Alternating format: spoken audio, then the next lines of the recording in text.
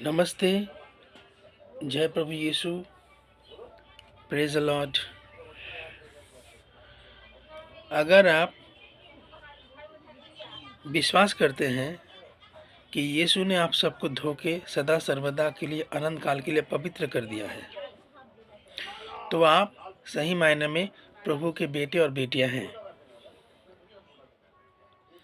आपका सारा पाप यीशु के लहू से धो दिया गया है। अतीत, वर्तमान, भविष्य का सारा पाप यीशु ने धोके पवित्र कर दिया है। इब्रानियों 10:10 में लिखा हुआ है। अगर यीशु धोके आपको पवित्र नहीं करता, मुझे पवित्र नहीं करता, तो हम लोग पापी रह जाते, नरक जाना पड़ता। लेकिन सुसमाचार ये है कि यीशु ने अपने लहू से हमको धोके पवित्र कर दिया है सदा सर्वदा के लिए। इसीलिए इब्रानियों 10:17 में लिखा हुआ है कि वो हमारे सारे पाप और अधर्म कभी भी याद नहीं रखते, क्योंकि वो धोके पवित्र कर दिया है। आमीन। तो फिलिपियों 3:20 के अनुसार हम स्वर्ग के नागरिक हैं। यूहन्ना 1:12 के अनुसार हम यीशु के बेटे और बेटियां हैं।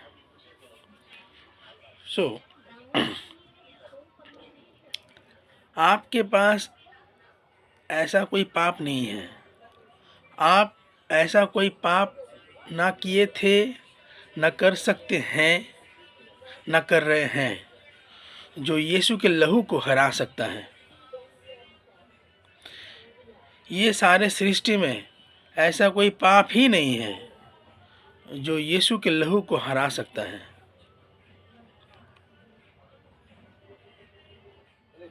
आप यीशु के लहू से पवित्र हो चुके हैं। अब आप चाह के भी पापी नहीं हो सकते हैं, क्योंकि यीशु के लहू से आप पवित्र हैं। यही सच्चाई है, अटल है। इसीलिए आप स्वर्ग के नागरिक हैं। यीशु ने आपको बचाया है। जो आप और मैं कर नहीं सकते थे, यीशु ने कर दिया है। इफिसियंस 2:8-9। प्रभु का अनुग्रह के द्वारा विश्वास से हमारा उद्धार हुआ है। हम पवित्र हो गए हैं। ये हमारा कर्मों का फल नहीं है। यीशु ने दया किया है, उनके लहू से हम पवित्र हो गए। यीशु का जो कर्म क्रूस में हुआ है, उससे हम पवित्र हो गए। ये हमारे लिए दया है, अनुग्रह है।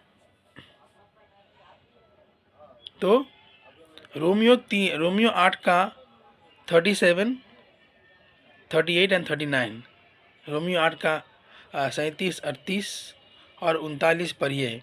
यहाँ पे प्रभु बोल रहे हैं कि ये सृष्टि में ऐसा कुछ है ही नहीं जो तुम्हें मुझसे अलग कर सकता है। तुम ऐसा कुछ कर ही नहीं सकते हो जो तुम्हें मुझसे अलग कर सकता है। मतलब आप यीशु के बन चुके हो, उनके लहू से पवित्र बन गए हो, अब यीशु के बन गए हो। अब एक बात असंभव है कि आप यीशु से कभी दूर नहीं हो सकते हो। चाहे आप कहीं पे भी गिर जाओ, कुछ भी कर लो, आप प्रभु के बेटे और बेटियां हो। वो आपको चलाते हैं। आप गिरते हैं तो आपको उठाते हैं। आप यीशु के लहू से पवित्र हो। यही सच्चाई है। God bless you. आमीन।